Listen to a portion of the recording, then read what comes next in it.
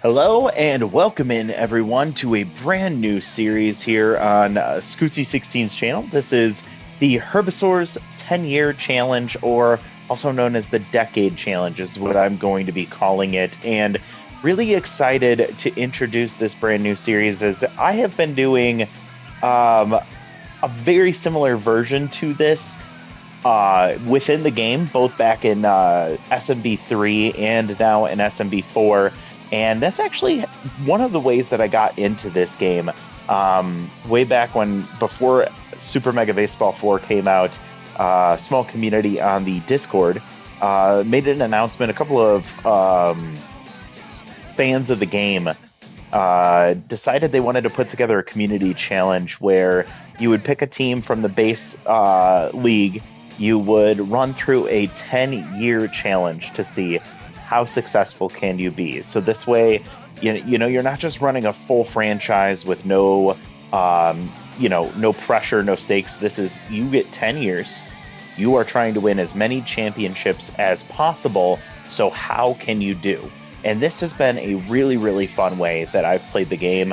It allowed me to get introduced to an incredible community around this game, and it's actually probably the main reason why I have been so invested in this game for as long as I have. So this is going to be a formatted for TV version, if you will. Essentially, I am going to adjust the settings slightly so that this can be more accommodated to a YouTube series that we're going to be doing. And I know you're thinking 10 years, that's going to take forever. I am going to make this a little bit more of a I'm going to make these seasons a little more abbreviated than what you're used to with the Tundra series and some of our other series where we watch every game. As you can see, these are 72 game seasons. This is half of what the typical challenge is of a 144 game season. It's 72 games. So this is still going to try and align with the typical strategy of this challenge. And what I'm also going to be implementing to this is something I do all the time. One of my favorite ways to play this game in a franchise mode is with the chem lock, of course. So what we're going to be doing is running this Herbisaurs team with the chem lock that you see in the bottom right-hand corner with Tier 3 competitive, Tier 2 spirited, disciplined, and scholarly, and Tier 1 crafty. So this is going to be the same chemistry that we will have with this roster for the entirety of the 10 years. I also wanted to quickly show you one of the other parts of this challenge is centered around how we make the playoffs. And that is only one team from each division will make it to the playoffs. That means that only one team from the Beast division can make it each year. And if you aren't the best in the division, then you go home. And that's what makes this challenge even more intense, is that there's no room for error. There's no wild card teams. So the playoffs will go quickly. It'll be one round in the conference and then the championship round. I've set the rounds to 5 games each. I won't necessarily watch every single game. Maybe. I think it'll depend on the stakes. A lot of this is going to be me feeling it out as we go. So I thought that as we introduce this challenge, as we introduce this concept for this new series, I would like to get to know the team a little bit more. And I think for this first video, we're just going to watch the first game. So I know this is going to be a little bit standard, but we're just going to watch the first game and we'll see how the team plays out. And we'll start looking towards how we're going to play out this season and who we're going to keep around. So I do like to scout the team out a little bit and think about who we would want to keep around, who do we want to develop around, who are some players that are on the chopping block. So let's start at the top and work our way down. In the catching department, I think everyone who's familiar with this game probably would be looking at Nate Hankey and immediately looking to get rid of him. And there's so many reasons why. We're not going to focus on Crafty, so that trait doesn't help us at all. He is much older, so he's not going to benefit us down the long run. And you can see he is a terrible fielder as a catcher. So right out of the gate, he's one of the first on the chopping block. Next, we have Fiona Clark, and she's 24 years old. I think she is one of the best backup options in the league. But at 24, she has room for development. I think ideally if we can get her a trait like Tough Out, for example, she would immediately become one of the most elite catchers in the league. She's already an elite defender, so she's going to be somebody I would look to plan around developing. Now, Grunt Manley, gotta love the RBI hero trait, and I think that his traits across the board are fine. He's somebody that we will keep him as long as it makes sense to. If he gets older, if he starts regressing, if he doesn't perform, we can look to replace him. But for now, not a bad option. Then we have Annabella Stokes. She is 22 years old. One of the best second basemen in the league, especially on the defensive side of things with Tier 2 Dive Wizard. Arm's a little bit weaker, but at second base, that's fine. Elite speed, elite fielding, the contact and the power. That's where we have an opportunity for improvement. And at 22 years old, she has room for development there. Now, we are in the DH League. And because we are in the DH League, that means that Whopper Batsman here becomes so valuable to us with room for development at 23 years old. I want you to know just how valuable Tough Out can be. He has 15 contact. Normally, that is awful. But we are going to be getting a plus 50 contact boost with 2 strikes on him. That bumps him from 15 to 65. Now he becomes a formidable opponent to any pitcher that's on the mound, and he could be our linchpin to a successful season 1 and potentially season or career in decade. We're going to look at Henry Hamster, who I think is an intriguing player altogether. He's going to be a great defender over at third base, but he's 30. Contact and power a little bit lower. I wish he was younger, and he might be more intriguing, but he's going to be a player that will just, again, kind of the Grunt Manley treatment there. Somewhat the same for Milo. Milo's a great defender. This team really does focus on the defense. That might be something we shift away from down the road, but for now, we will lean into it. Then we have Ralph Blue. I've never really been a fan of his. RBI 0 is not great. Little Hack is pretty good. But he's 31, and he even though he's utility infield and outfielder, he's not a good fielder. And so that's something I've usually shied away from. Morton Stanberg, I think he's one of the most exciting players in the league. And at 28, he's kind of in his prime right now. I don't know how long we will see him succeed, but cannon arm in the outfield at Tier 3 is amazing. Tier 2 high pitch is really solid with his hitting traits or attributes. I think he can be a cornerstone of this offense. Devo Reeves, good pinch hitter, really not much else. He's a cheap option to keep around to save us some money and to give us a good bench bat from late in games. Yoink Sacks, incredible defender. He doesn't really fit the mold of what our team is going to look like, but at 27, hopefully we can have some fun with him before we move on to a different option. Juan Rojas, another aging option. Again, another guy that we'll keep around where we can. He can platoon with Fiona Clark initially, and we can see how well that goes. And Chili Little, I don't know how I feel about him. He's got Tier 1 Mind Gamer, which isn't great on this team. 21 years old, so a lot of room for development, but really low contact. It's really just going to be a matter of whether he develops or not. And we will keep a look at that as we keep going. I don't think we'll get rid of him just to get rid of him, but I don't necessarily see myself investing a ton of time into developing him. That gets us into the pitching side of things. Jem Quilita is a great solid ace, but with Tier 3 easy jumps, that's not a great place for her. And she's 32, so I don't think that she's going to be somebody who sticks around. And I actually already have a thought in mind for who we would replace her with in the free agent pool. We'll look at those in just a minute too. Dick Lucas is 21.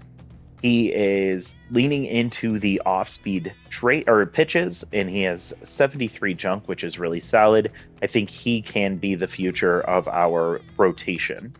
Slackoff, 36, probably not going to be around for the long haul. The traits don't help him much at all.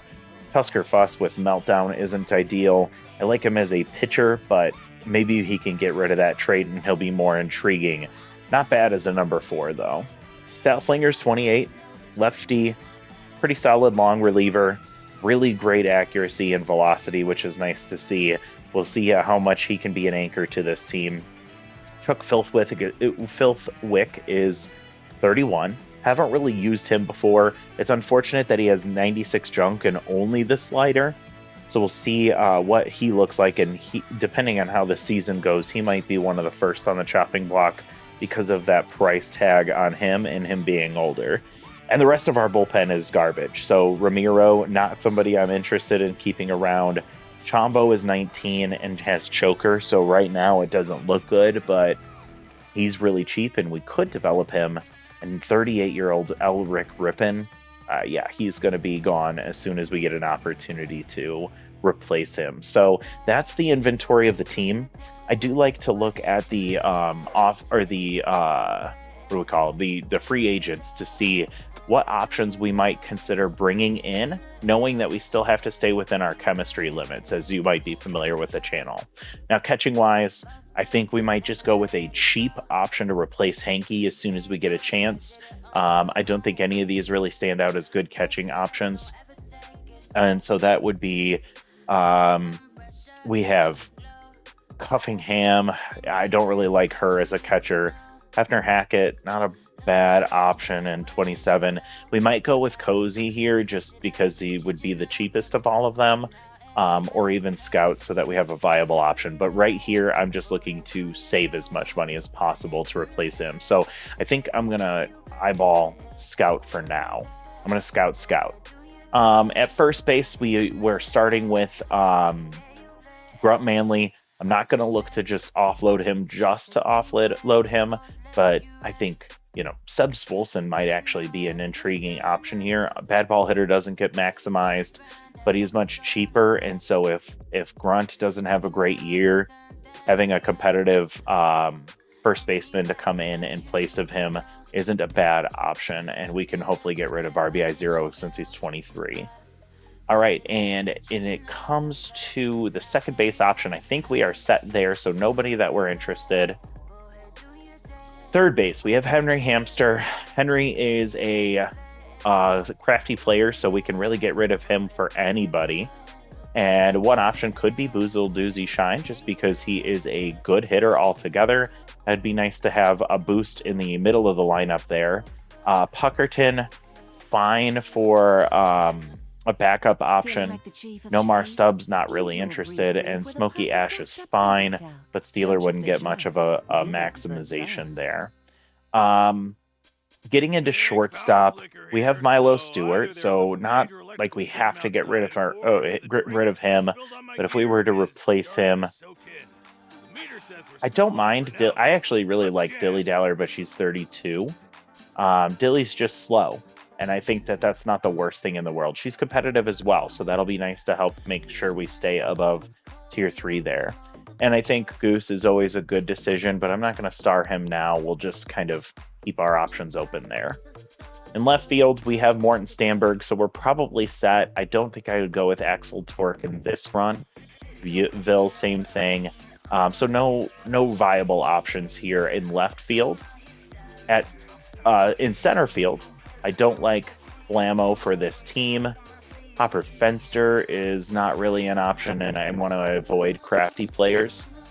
We have Walter Valter, too old, and same thing with Vinder, and also the crafty traits, or the crafty attributes. So no one really in center field. And then in right field, Sluggy 31, Crack at 23. I think he's always a good option here.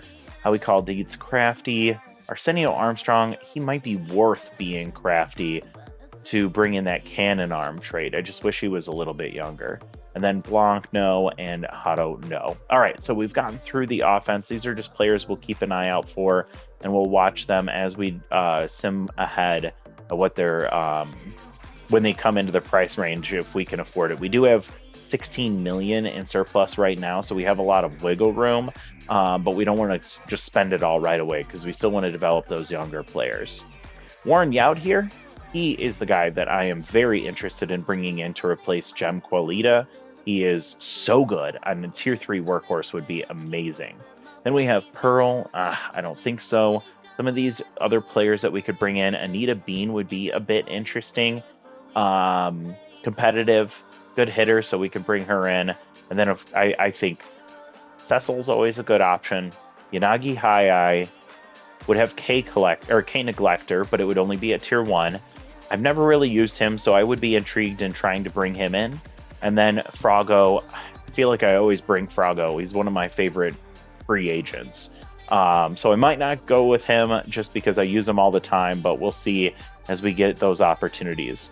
Don't think I'm interested in Garth. Wagyu is crafty, and Montgomery is 36. I think we're set at long reliever.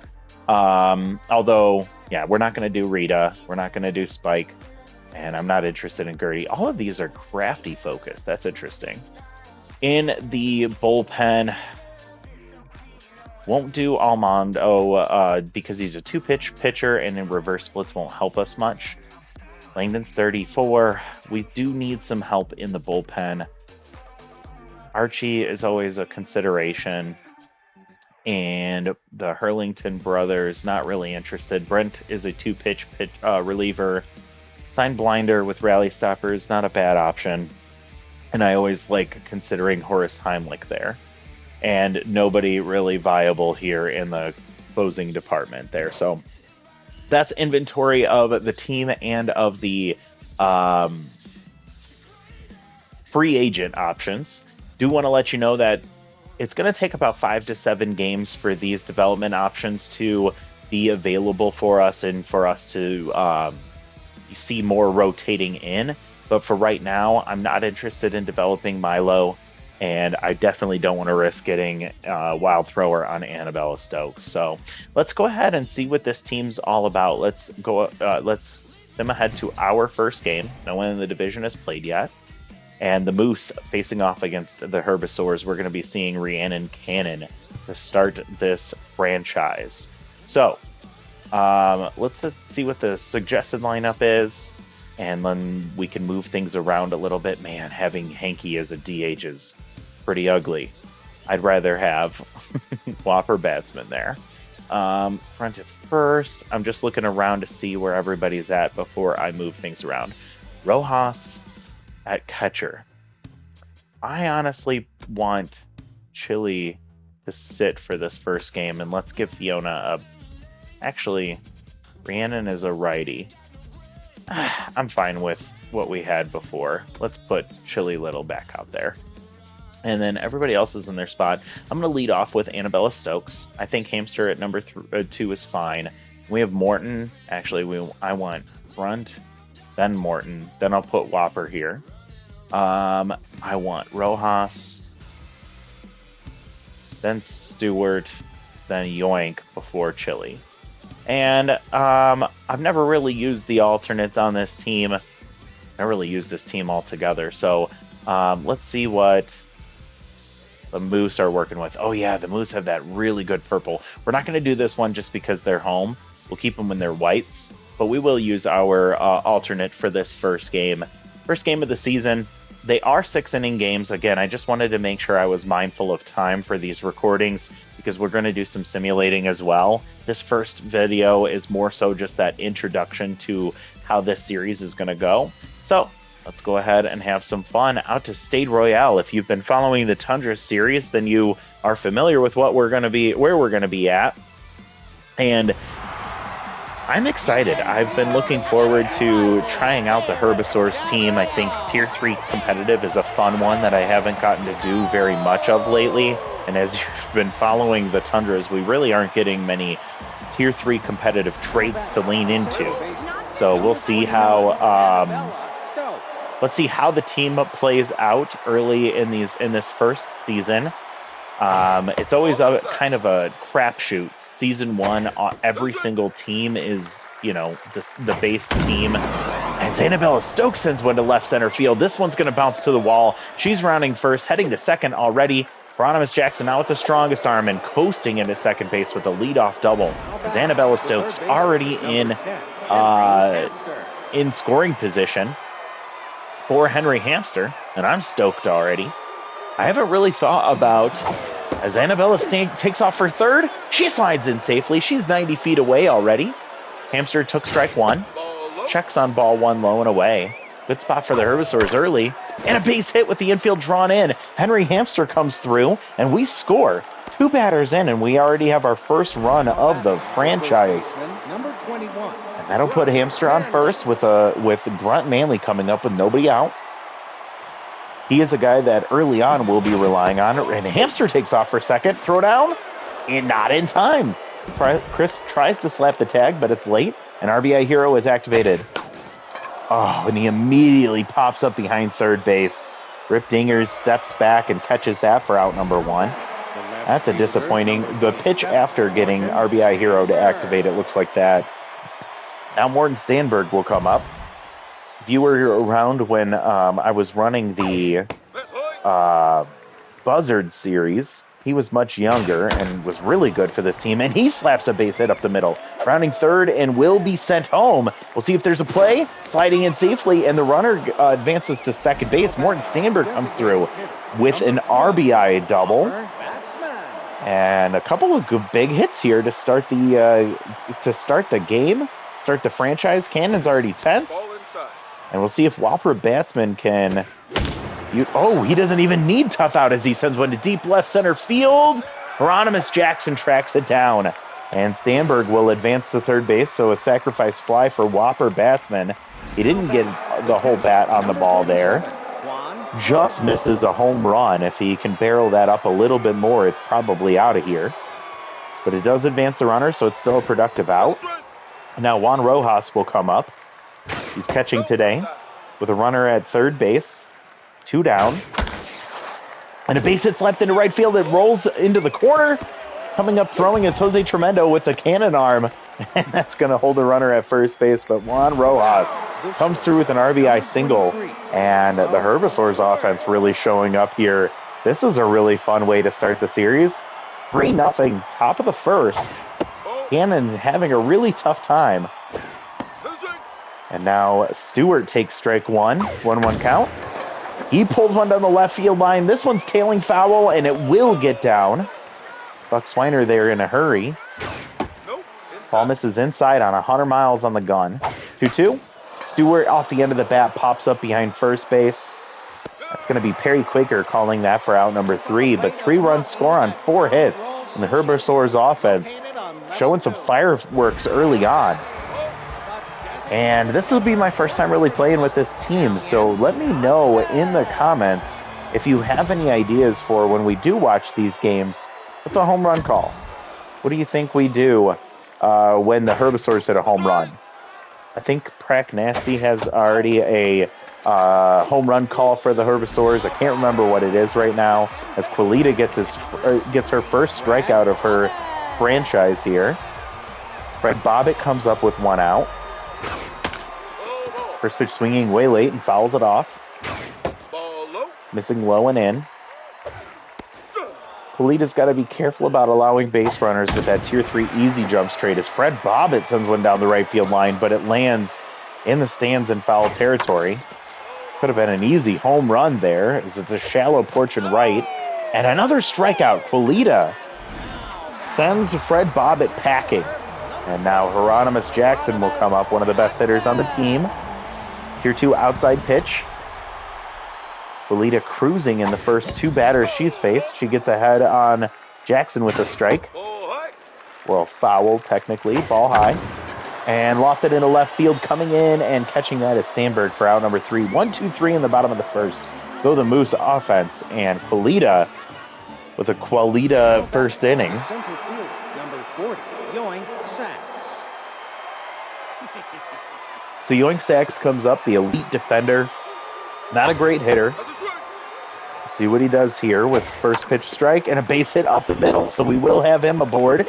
And even with Tier 1 Steeler not being that intense right now, he's still a great speedy base runner. And so stealing does become a consideration. You'll see Mind Gamer activate, which does barely anything to Cannon. She's being affected more by the tense mojo. Ball misses high. It's a 2-0 count. We'll see if Yoink tries to go. A base hit. Nope. Liner to Nacho Crisp, who catches that just above the dirt. Holds the runner at first, and that brings us to the top of the lineup. Stokes led off this ball game with an with a double and a stolen base. No attempts to steal from Yoink Sacks yet. Checking on the runner and holding is Yoink as Cannon throws that one in the dirt. Stokes ahead of that one, pulls a foul. 0-2 count with one out, and she takes strike three right down the middle. I don't think she was looking for it to be so blatant. And Rhiannon Cannon gets a big strikeout there, her first of the day. She's still tense. And 2 outs for Hamster. She starts with the curveball that drops into the zone. The changeup misses outside. 30 pitches already for Cannon here in the second. We can't let her bail her out too easily here in the second inning. Runner takes off on the stealer, easily sliding into second base safely under the tag of Bobbitt. Now in scoring position, taking off for third, and a grounder, Perry Quaker backhands, tosses to Cannon, and she gets out of the inning unscathed. She'll get her mojo back too. So a clean second for Rhiannon Cannon. Still 3-0 heading into the bottom of the inning. Rip Dingers comes up. Tier 2 power versus lefties is not activated, but Tier 2 low pitch will activate on a pitch low in the zone like that. He pushes it foul. Another low pitch, and he's down 0-2. She tries to get him to chase low again, and he doesn't bite. Looping curveball is fouled straight back. 1-2 count. Misses just below the zone. And a grounder right back to Gem. What a play from the pitcher. She is a great fielder, and she snapped that one up real quick and tossed to first for out number 1. Nacho comes up. He'll have Tier 2 distractor if he does reach base. Average hitter across the board. Slightly above average power. Gets ahead in the count 2-0, and will give up a base hit here, so not a good at-bat there from Polita.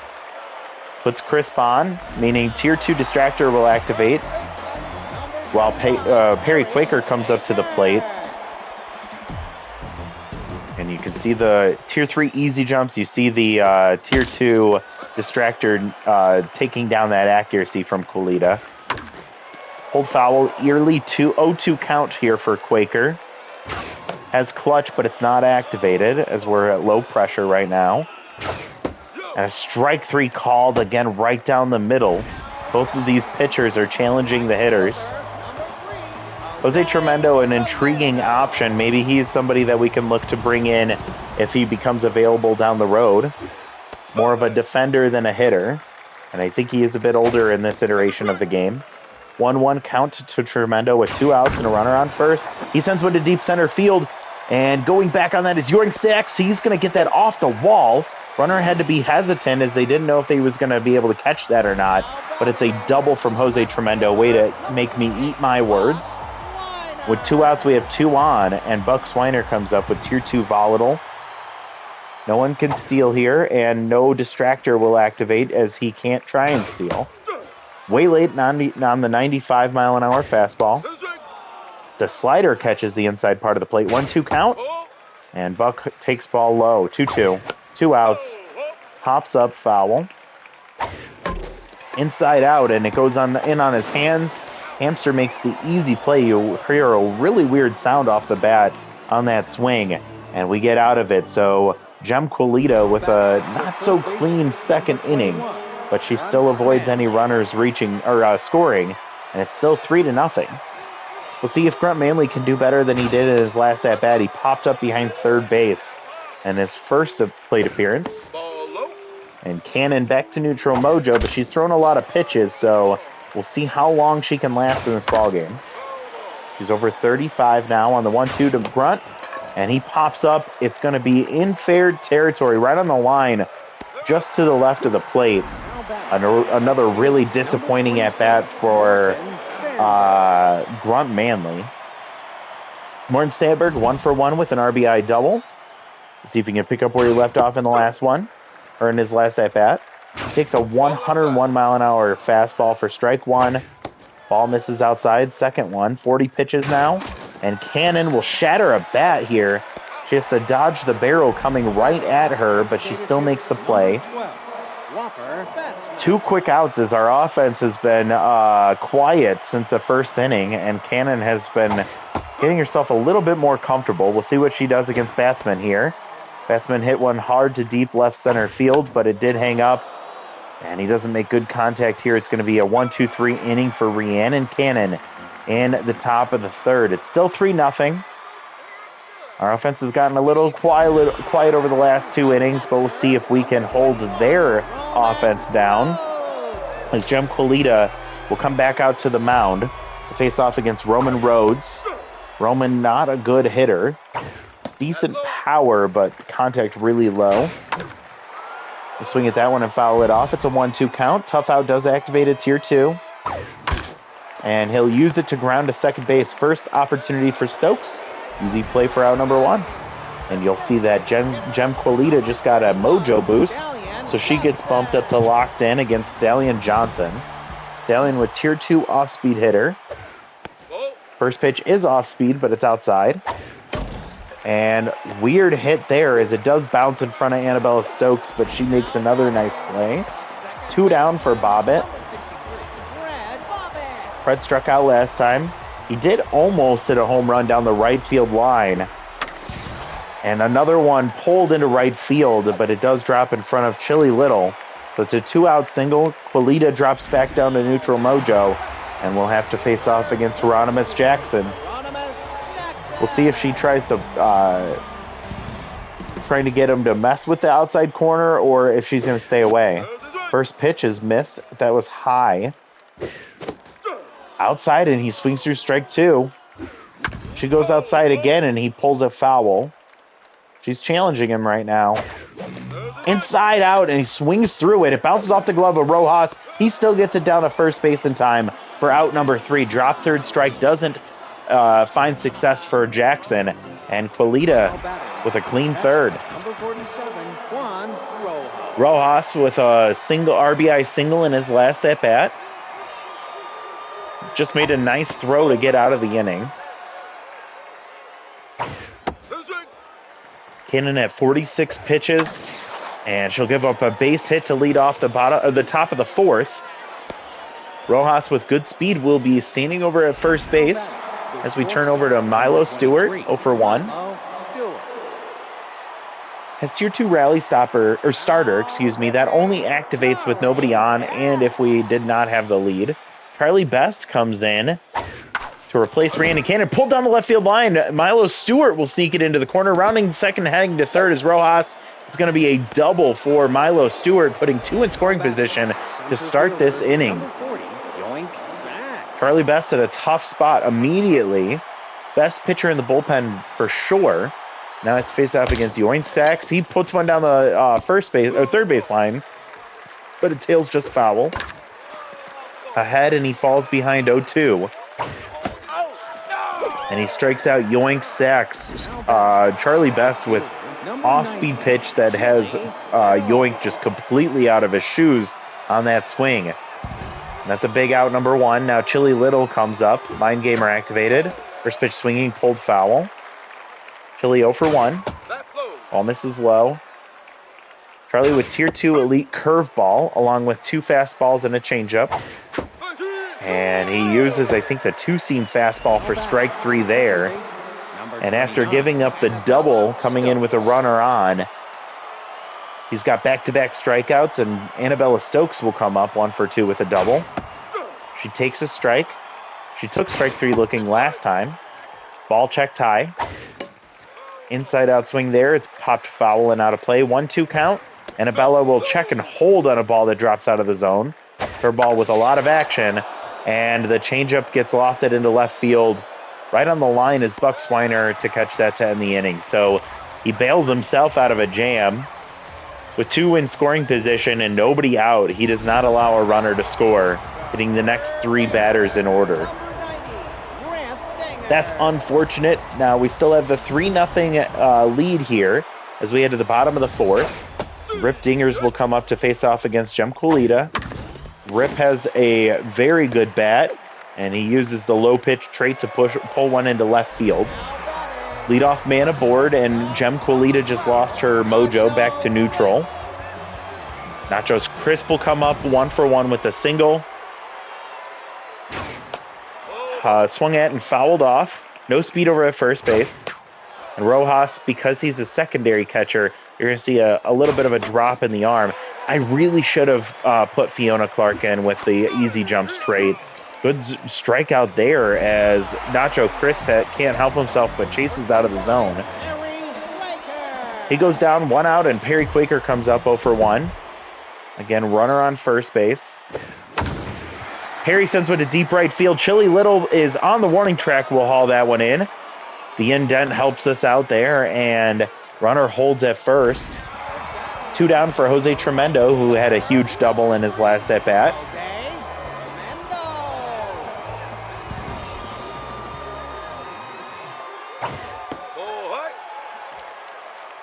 Quilita over 50 pitches now. This might be her last inning. I hope it's her last inning. She is locked in. Throwing 55, and it's taken for strike 1. And a fastball tailing foul. It will get down in foul territory in left field. 2-2 count with 2 outs. And Jose sends one to deep center field. But a liner right at Yoink Sachs is easily caught to end the inning. So through 4, it is 3-0 Herbisaurs.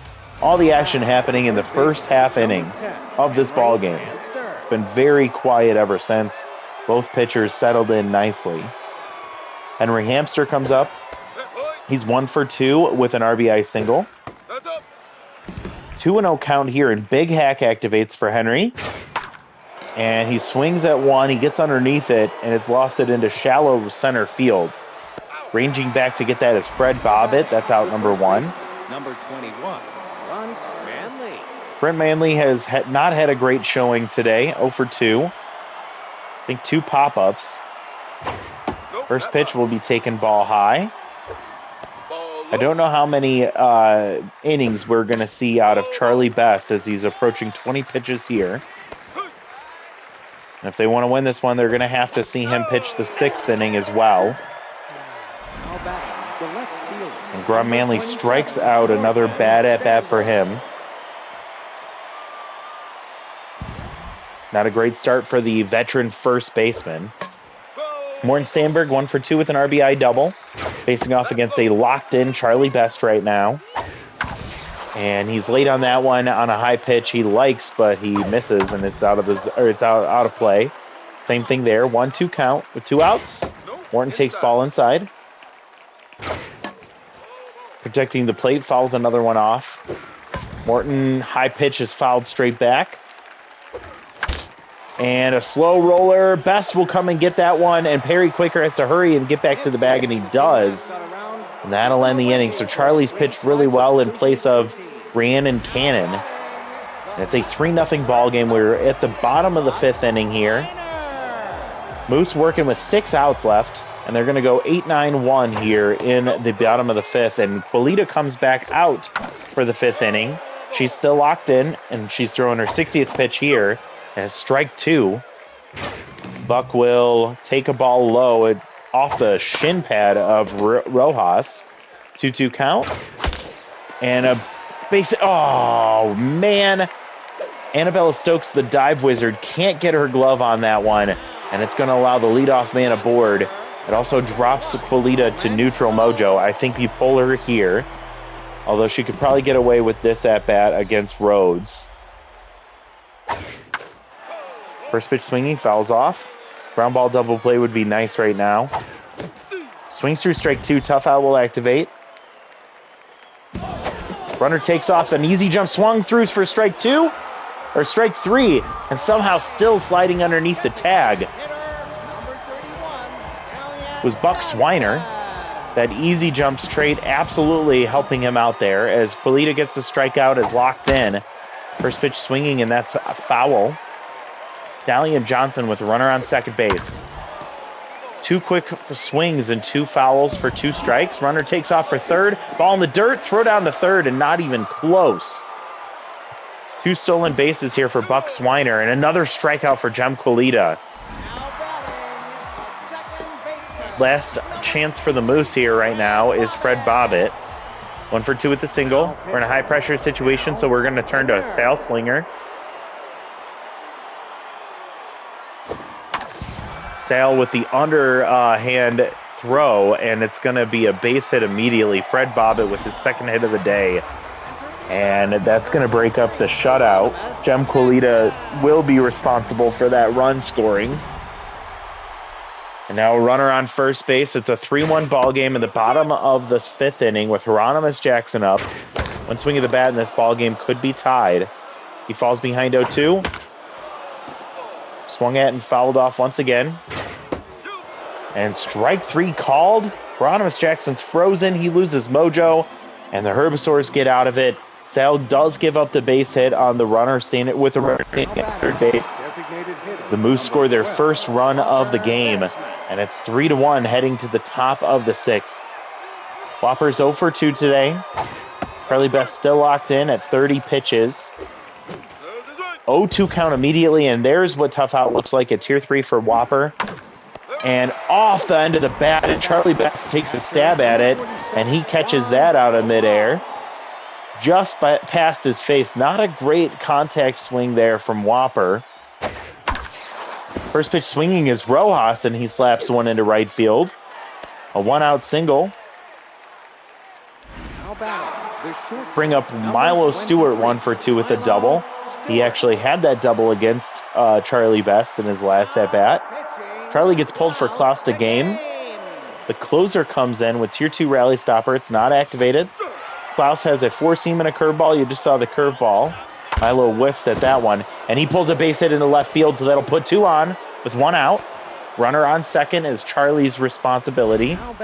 We're in a max pressure situation now, so tense mojos make a bigger deal, especially with Hieronymus Jackson in center field right now.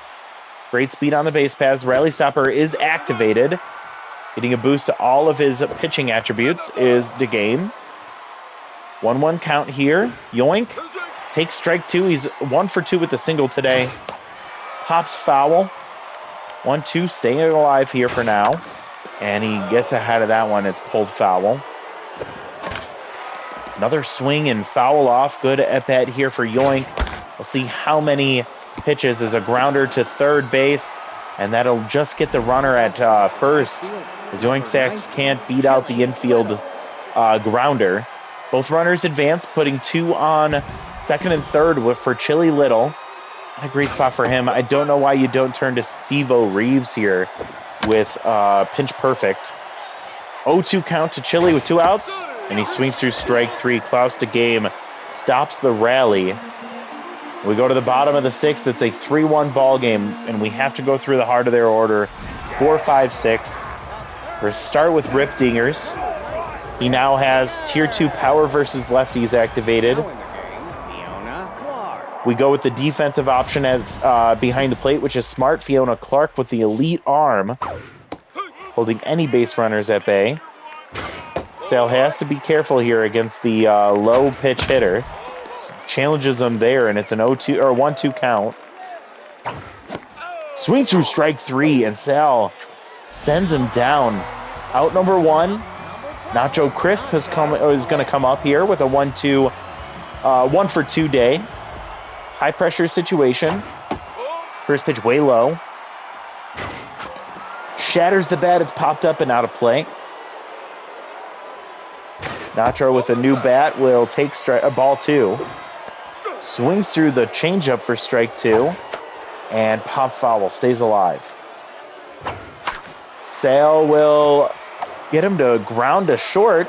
Great play from the really solid shortstop of Milo Stewart as he reaches up the middle, gets the ball, tosses the first, out number 2. And Perry Quaker is the last chance. He does have tier 2 clutch activated in a max pressure situation. He falls behind 0-2.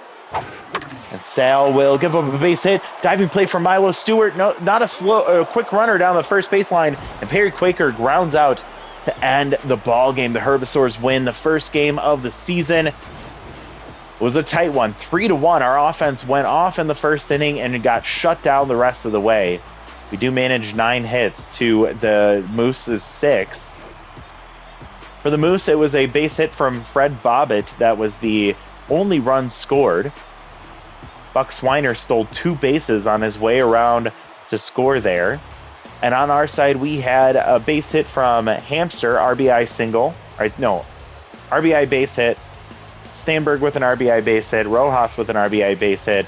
All of that came in the first inning. 3-hit day for Juan. We also had a 2-hit day for Milo Stewart. An 0-for-3 day for Grunt Manley. Not great to see. Chili Little, same thing. We're probably going to have to move some things around next time out, but we are going to be doing a lot of simming, so it may not matter too much. We'll let the AI decide that. Cannon gets the loss. She only can make it 3+ innings, giving up 6 hits, 3 earned runs, and 1 strikeout. Charlie Best had a great day, 2 1/3, giving up 2 hits and 3 strikeouts, and cloused a game. He does give up a hit, but he gets 2 outs, including a strikeout. On the other side, Jem Quilita with the win. She goes 4 2/3. She gives up 5 hits, 1 earned run, 7 strikeouts. 7 strikeouts is really good. And Sal Slinger goes 1 1/3, giving up 1 hit while striking out 2. He gets the save. That's going to be Quilita, Rojas, and Stanberg are your top 3. A Herbisaurs sweep. And that's how the franchise starts in this 10-year series. This decade gets off to a great start. We'll see if that's something that carries on down the road. We have development for Sal Slinger, but I don't want to risk him getting choker, so we're definitely not going to consider that. And I do want to just quickly peek at all of these options to make sure there's no one even close right now. Yeah, anyone we might be looking at is much further on down the road, at 4.4 being the closest to us with the options that we're considering. Oh my goodness, excuse me. That came out of nowhere. All right, so what I also think I'm going to do is I am going to sim ahead to the quarter mark of the game, of the series, or of the season. That means we're going to head up to game 18. So what I typically do for this, I'm not going to get into the nitty gritty of setting the lineup for every single game. That would take us forever to get through 72. Instead, actually, let me check. Yeah, we have time. This won't take too long. Typically what I'll do is I like to, when I'm doing 144 games, I typically do about 10 games at a time to see how things go. But I think I'm going to run this at 5 games at a time until we can get up to game 18. So let's start with the first 5 games and see where we are. We'll go through this game against the Grapplers, and we'll see how we fare. I'm just going to quick sim ahead. And we go 2-3, 2 games behind the Moose that are 4-1. The only loss they had was against us. We have a 0-run differential right now. And we'll just quickly, let's quickly check the schedule here to see how it went down. We had a 3-game set against the Moose, and they won 2 out of 3. We lost a 2-1, a 3-1, a 3-2. We lost a 5-4. Every single one of these games that we've lost was by 1 run. And we win an 8-7 ball game against the Grapplers. Sal Slinger with 2 losses here. I don't know what's going on there. And even Filthwick not having a good day as he gets the loss. So our better hit pitchers are getting losses while Ramiro gets a win. That's weird. Let's see what happened since that game ended. We have development for Grunt Manley. Development for Stevo Reeves. These are ones that I'm probably not going to do. Whopper Batsman. Power and speed, probably not what he needs, so I don't think I'll consider that. They just double check these. No for Annabella. No for Milo. No for Sal. No for Grunt. No for Whopper. I want to develop him, but I don't like this one, as he doesn't really need the power. The speed isn't really going to help him too much. The main thing is I don't want to risk giving him Butterfingers, because then he's pigeonholed at us being a DH. And Stevo Reeves, he's 29. Don't really see the value in developing him, although Sprinter would be interesting. I'm just going to hold on to the money for this one. And I guess the only other thing would just be to check. Actually, I won't check any stats until we get through the first quarter here. I do want to check and see if anyone that we're looking at is even close. We're down to 3 million away from both Armstrong and Statsman. And if I'm being honest, I'm probably going to look. I guess I can't bring in Armstrong unless I get rid of one of either Hanky or Or hamster. We'll have to hold on to that for now. All right, let's go ahead and sim another 5 games. That'll bring us to game number 10. We do have a 3-game set against the freebooters. That'll be interesting. And we're currently sitting at 2 and 3. We go 6 and 4 across the first 10 games. So we ended up going 4 and 1 in that set, but we're still 2.5 games back of the Moose. They're 9 and 2 right now. So they're on a run. Let's see what happened since that game ended. So where did we leave off? We won 2-0 against the Wide Loads, 2-1 against the Heaters. We get a 7-1 win, a 1-0 win, and then we lose 2-1 against the Freebooters.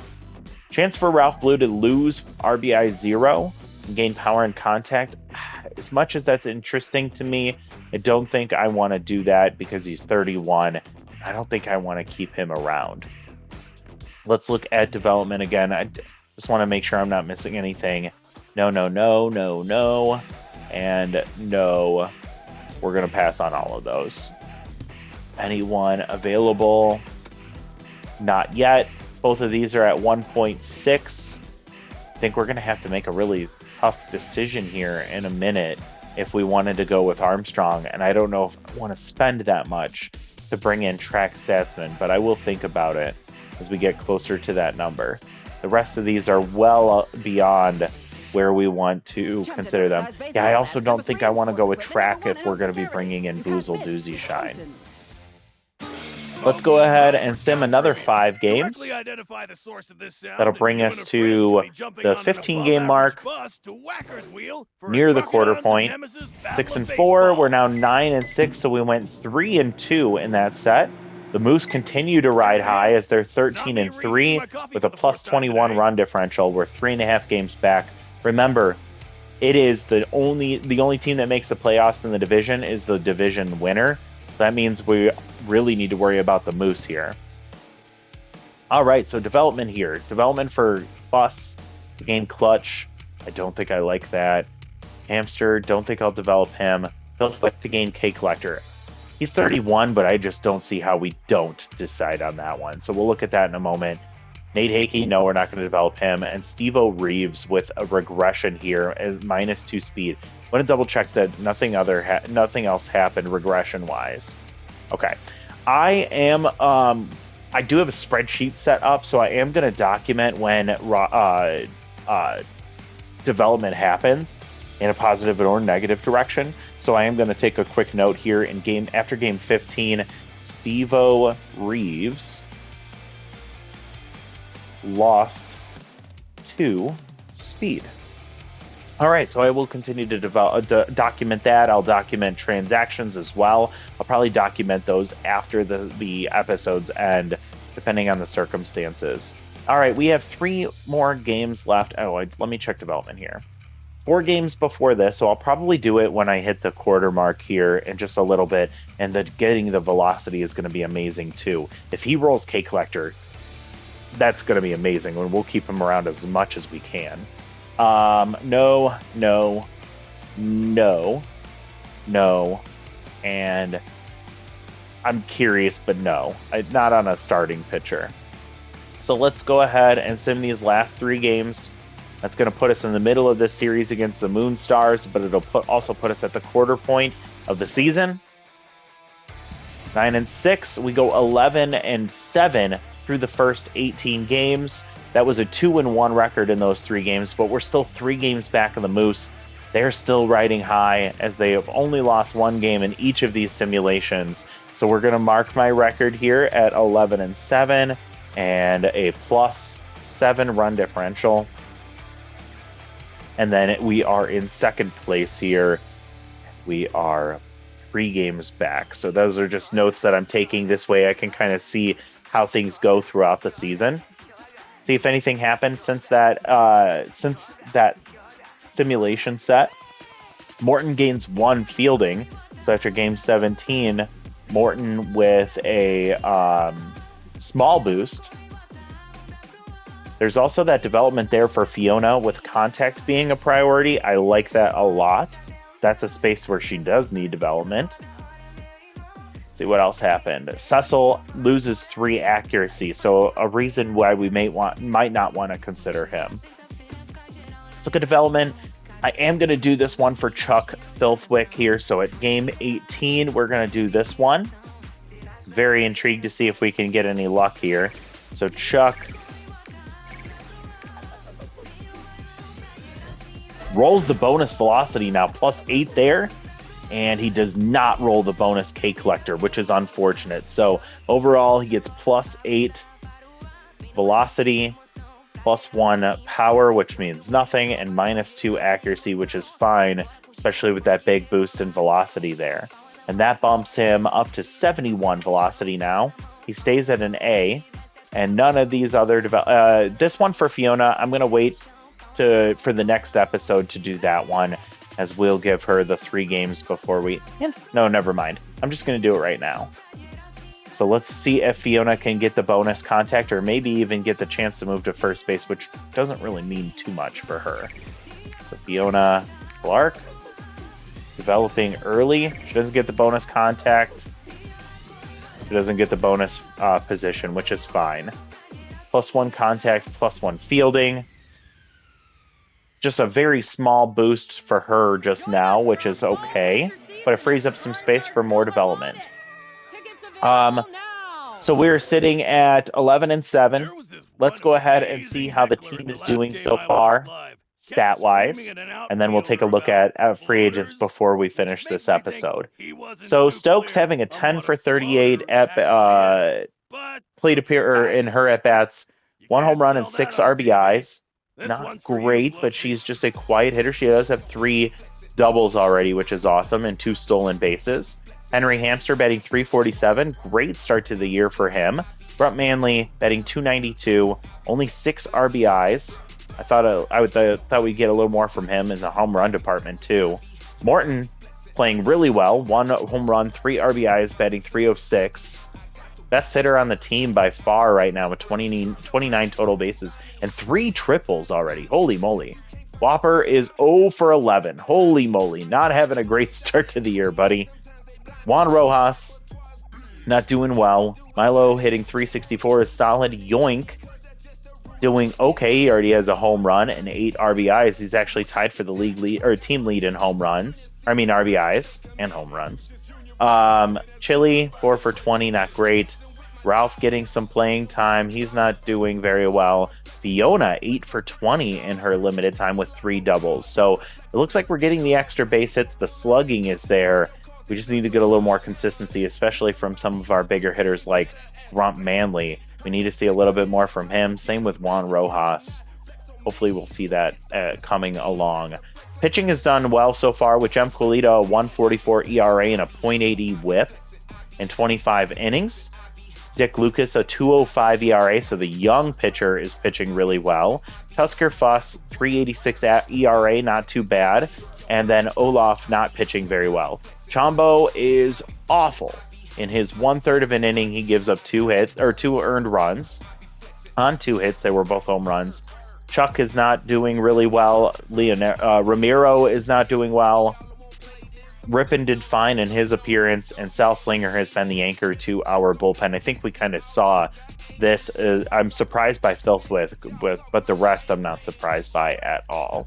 So that's where the team lies. Let's just do a quick check on free agents to see what availability looks like. And 0.3 for Armstrong. Statsman is probably going to have to be picked up around here. If we go any further, he's probably going to be picked up by somebody else. So I'll do the math before our next episode to decide whether I want to do that or not. Hamster's been playing well, so maybe we don't go with Boozle here. I'm not sure. And then a couple of these other players, we're still well far away from making a decision on them. So we'll keep an eye on this, but I hope you're interested in this series. I hope this formatting is interesting to you. Let me know if you have any thoughts in the comment section below. Let me know if you have any good home run calls. Like the video if you're interested in this series, and subscribe to the channel if you have not done so already. We're aiming for 150 subscribers. We're very close to getting there, and I would appreciate your support. So let me know what your thoughts are on the Decade Challenge for the Herbisaurs. Thank you so much. We'll look forward to seeing y'all next time. Bye, everybody.